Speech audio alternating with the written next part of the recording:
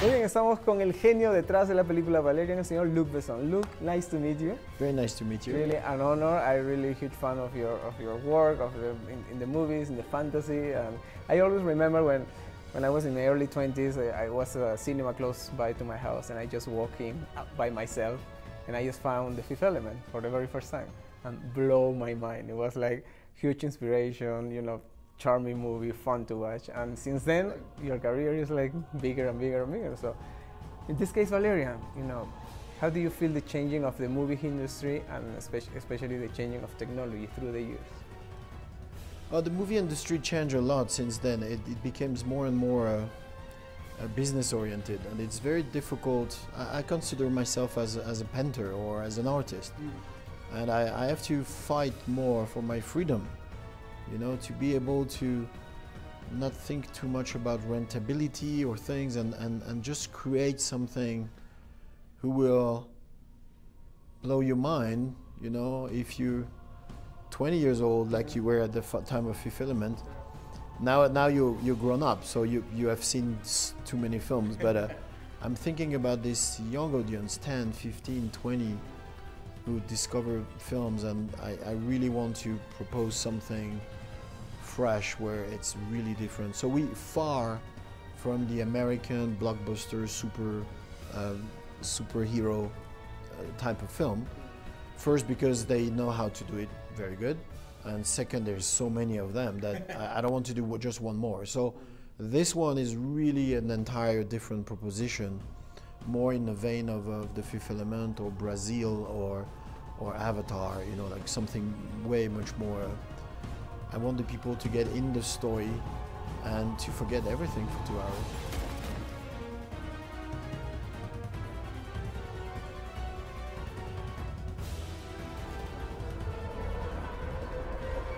And you nailed it. It's perfectly. It's a perfect escape. It's fun to watch. It's charming. The chemistry between these guys are lovely. So it's very. I'm very lucky because the Valerian and Laureline and Cara and Dane, they after 2 minutes you just watch them and you're smiling because you feel that these guys know each other forever. Got through. So it's nice.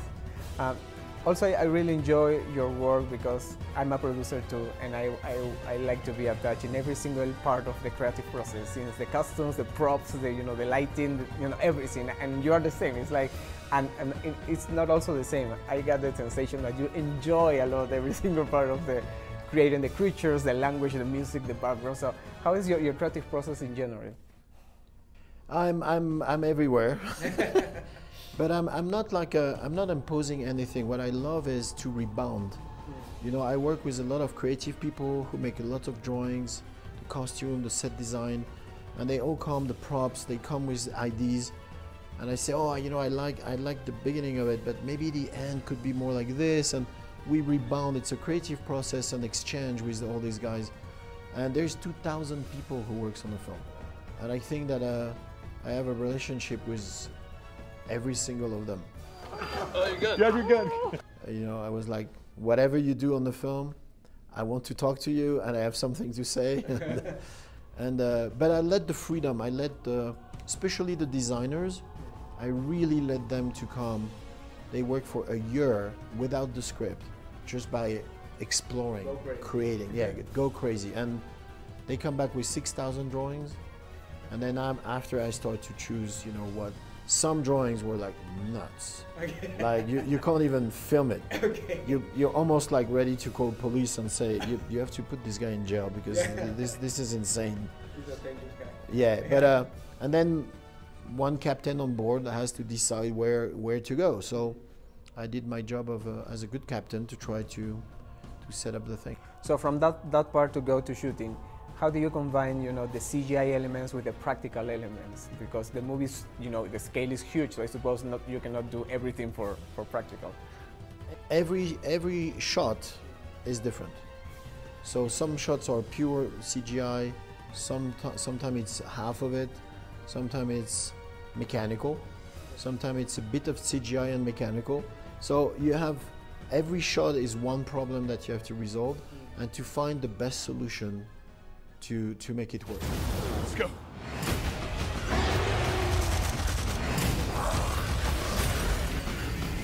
I give you an example. When a character is pure CGI, sometime in the movement I feel the CGI. I feel the computer-oriented movement. So when I have an alien, for example, I take an actor and I put pieces of the costume. So now the guy on the CGI, he has to follow what exists. So he cannot do the movement he wants. He has to do the movement that the actor made. And that's changed the movement. It makes it much more human, in fact. So it's like a half practical and CGI, as you say, and it's more like a tracking thing, like elements of sometimes pieces of green in an actor and yeah, sometimes you have the guy with dots, you know, on his face, and then he has a piece of armor, and he has no legs, and you know, like it's every shot was like a little problem to resolve, and there's 2,734 shots with special effects. That's why it took 7 years. Of course. And something I really enjoy, and you say it on the press conference, is talking about the unity of humankind and the hope for the future, and don't expect that the aliens are always a danger and we are you know, we need someone to save us. And you made it very clear on the opening sequence, when you got the history of space, and suddenly you got, of course, the Americans, and suddenly it was the Chinese. You know? It's a Chinese astronaut, and then you got, of course, aliens. So it's like a statement the movie has. It is. I mean, 1975, the Russian and the American shake their hands in space. And then the European station, and then the Chinese will arrive next year. And actually the spaceship, the Chinese spaceship that we see in the film, is the model of the one who will be launched next year. Wow. Okay. I asked them the drawing and they sent me the drawing. They were kind enough to send it to me. So yeah, it's how to live together and how to share. I was brought up in Greece, in Yugoslavia, in Tunisia, in Morocco.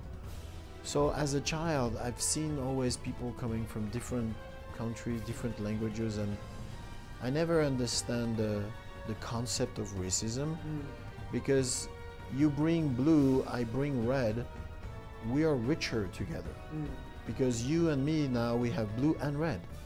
So the way to think that I will feel better without the blue is like, it's just stupid. Exactly. After 25 centuries of humanity, how can we think that we are richer without the blue? You know? And by the way, every time we try to build walls in the entire history since 25th century, it never works. Never works. So it's just like, I can't believe in 2017 that someone just can have the idea of saying, oh, we should make a wall. Yeah, exactly. It's just like, not gonna happen, so. It looks like the 12th century for me. You know, when I growing up, for me was Star Wars, was Indiana Jones, was the Goonies, you know, that kind of movie who, you know, I developed the love of cinema because of that. And still now I work in this. I'm very fortunate for that. When you're growing up, remember what kind of movie inspired you or touched your soul to say, I want to do this for the rest of my life? No, inspired, no, but touching, yeah, sure. The first Star Wars, for sure. I take it in my face. The first Indiana Jones, for sure. The first Alien. First Alien was amazing. Flew over the Cuckoo's Nest, because I was 16 and this film was like just like whoa. 2001 from Kubrick. Taxi Driver at the time was like just Are you talking to me? yeah, I'm talking to you. The Neo amazing. And The Godfather, and you know, Apocalypse Now, and so many films. But you know, just by naming these films, you see the diversity of the films that I mentioned. It's so diverse. Yeah. Today, we have to be careful, because soon in the theater you will have 10 times the same superhero film, and that's it, and nothing else to eat. And it's dangerous. It's dangerous for our mind. Yeah. And for the art. The art is... And for the art. I mean, when you go to the museum, you see Modigliani, Raphael, Picasso, Dali. you know, like, and Bruegel. Yeah. And it's like, wow. Well, thanks God we got guys like you who still, you know, doing creative things like this. And final question is, what is, as a filmmaker, what is your favorite part? Pre-production, shooting, or post-production? Writing. So it's pre-production. Yeah, writing is the best, because you by yourself, you don't bother anyone, you don't ask for money, you don't ask for anything, and it's just you and the proposition that you can make to people and say, yeah, here's the story I would love you to see, and I love that. And then you can, you know, scratch and write again, and you know, it doesn't matter, and so I love that. I love this process. I think that when I will be a little older and too old to direct, because it's physically difficult, I will probably write, you know, books, and for sure. Okay. Well, thank you so much. A pleasure. A really honor, Luc. Merci beaucoup. Nuestro destino está en sus manos. Yo le enseñé a hacer eso.